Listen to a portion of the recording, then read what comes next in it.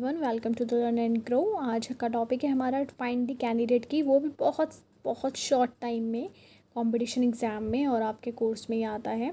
तो आज फाइंड करेंगे हम कैंडिडेट की। तो आइए वीडियो स्टार्ट करते हैं। कैंडिडेट की जब भी आपको निकालने के लिए दी जाती है, आपको कुछ फंक्शनल डिपेंडेंसी दी जाती है। इस तरीके से फंक्शनल डिपेंडेंसी देखी होगी। तो जो राइट हैंड साइड होता है उसको आप बोलते हो डिपेंडेंट, और जो लेफ्ट हैंड साइड होता है उसको आप बोलते हो डिटरमिनेंट। ठीक है, ये आपको पता होना चाहिए।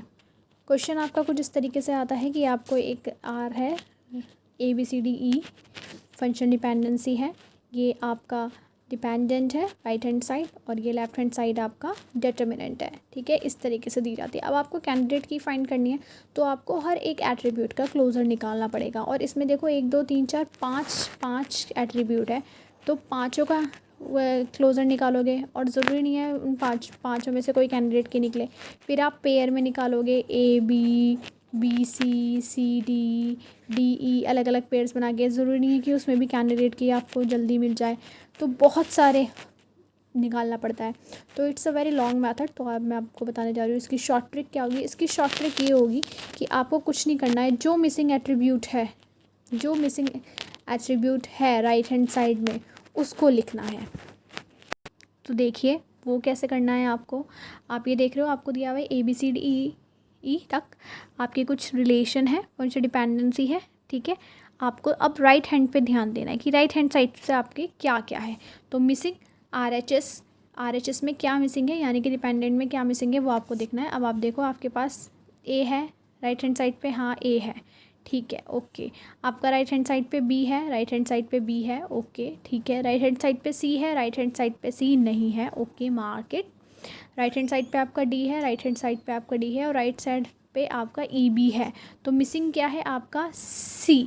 तो आपको पता चल गया कि जो कैंडिडेट की होगी उसमें C तो आएगा ही आएगा, यानी कि C भी आपकी कैंडिडेट की हो सकती है, वो आपको चेक करना पड़ेगा। अब आप नंबर ऑफ़ एट्रीब्यूट देखो मैक्सिमम कितने हैं, किस में, LHS में, यानी कि डिटरमिनेंट में कितने मैक्सिमम आपको कितने दिए, 2। यहाँ पे कितना है, 1। तो मैक्सिमम नंबर यहाँ पे आपके है 2। तो यानी कि आपको ये भी पता चल गया है कि कैंडिडेट की जो शुरुआत होगी वो 2 एट्रीब्यूट से तो होगी और मोर भी हो सकती है, उससे ज़्यादा भी आ सकती है। वो आपको निकाल के देखनी पड़ेगी। इस ट्रिक से आपको ये पता चल जाता है। तो आपको जैसे पता चल गया है कि C तो आपका कैंडिडेट की में आएगा ही आएगा, तो बाकी आपको ये भी पता है कि दो नंबर से स्टार्ट हो सकते हैं और 3 से भी। तो पहले आप 2 नंबर का करोगे, तो जितने भी आपके ये है बाकी के जो बचे हुए हैं DE और AB, सबको C के साथ एक एक बार पेयर में बना के देखोगे। तो इस तरीके से आप पेयरिंग करोगे AC BC DC EC, और इनका क्लोज़र फाइंड करोगे कि इनका क्लोज़र क्या आता है। अब बात आती है बार बार क्लोज़र।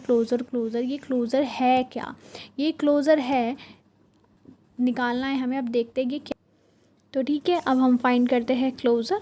अब आपको ध्यान देना है, क्लोज़र जब भी हम निकालेंगे तो सबसे पहले A और C का क्लोज़र मैंने निकाला, तो A और C तो मुझे लिखने ही लिखने हैं, क्योंकि A का A से रिलेशन और C का C से रिलेशन। अब मुझे देखना है कि A का किस किस के साथ रिलेशन है।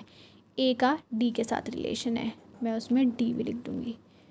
ठीक है, अब मेरा ये न्यू आया है। पहले मैंने देख लिया A का किसके साथ रिलेशन है, मैंने लिख दिया। और किसी सिंगल A का किसी के साथ रिलेशन है, नहीं है। ठीक है, तो फिर मैं देखूँगी C का किसके साथ रिलेशन है। C का रिलेशन, C सिंगल यहाँ पे कहीं है तो नहीं है, C का अकेले किसी के साथ रिलेशन नहीं है। ओके, C का किसी के साथ रिलेशन नहीं है, पर क्या A और C का किसी के साथ रिलेशन है, क्योंकि A और C आपकी कैंडिडेट की है। तो आप देखोगे A और C मिला के रिलेशन है B और E के साथ। तो B और E ये हमारे अब 3 और आ गए। अब इन तीनों को भी हमें एक एक बार चेक करना है, जैसे हमने इन्हें चेक किया। तो अब हम D को चेक करेंगे कि अकेला D का किसी के साथ रिलेशन है, किसी के साथ रिलेशन है, D का नहीं है। B अकेला किसी के साथ रिलेशन है, हाँ है, A के साथ है, बट वो ऑलरेडी आ चुका है। ठीक है, सिंगल E किसी के साथ रिलेशन है, नहीं है। फिर ऐसे मिला के देखिए D और B का किसी के साथ रिलेशन है, D और B कहीं पे है, नहीं है, लेफ्ट हैंड साइड पे।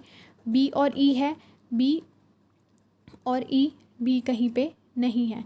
अब आप इसमें देखोगे, चेक करोगे, क्या ये जो आपका क्लोज़र आया है AC का, वो आपका R के इक्वल है या नहीं है। तो R की वैल्यू क्या है आपकी, A B C D E, तो इसमें सारे आ रहे हैं ABCDE, हाँ आ रहे हैं, इसमें आपके जो है ये सारे आ रहे हैं, तो यानी कि जो AC है वो आपकी कैंडिडेट की है।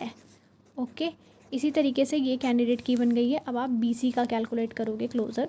तो BC का कैलकुलेट क्लोज़र करने के लिए तो सबसे पहले मैं अगेन BC लिखूँगी। BC करने के बाद अब सबसे पहले मैं देखूँगी कि B का किस किस के साथ रिलेशन है। B का A के साथ रिलेशन है। ओके, मैंने लिख दिया।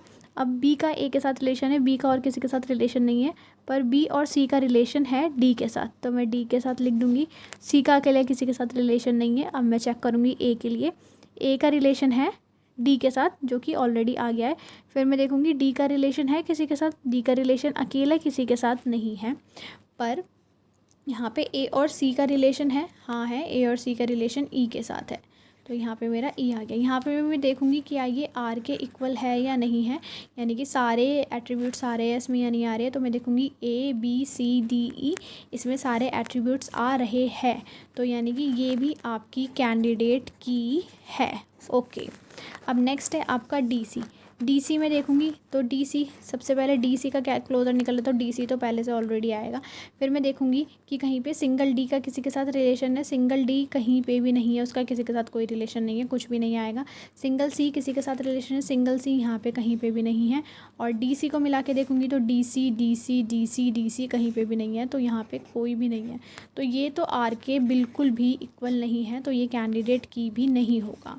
सिमिलरली EC का देखूँगी, EC के लिए मैं EC तो लिखूँगी। अब मैं देखूँगी E का किसी के साथ रिलेशन है, E यहाँ पे देखा मैंने लेफ़्ट हैंड साइड पे नहीं है, C भी लेफ़्ट हैंड साइड पे नहीं है, तो यहाँ पे भी आगे कोई एट्रीब्यूट्स नहीं आ रहे, तो ये R के इक्वल बिल्कुल भी नहीं है, तो ये भी कैंडिडेट की आपकी नहीं हो सकती। तो यहाँ पे आपको दो कैंडिडेट की मिली है, एक है आपकी AC और एक है आपकी BC। तो इस तरीके से कैंडिडेट की फाइंड करते हैं विद अ शॉर्ट ट्रिक। तो वीडियो अगर पसंद आया है तो प्लीज़ लाइक करें, कमेंट करें, शेयर करें और चैनल को सब्सक्राइब करना ना भूलें और साथ में ही बेल आइकन ज़रूर प्रेस करें for the new update. And मिलते हैं नेक्स्ट वीडियो में, तब तक के लिए like, share and comment and thank you so much.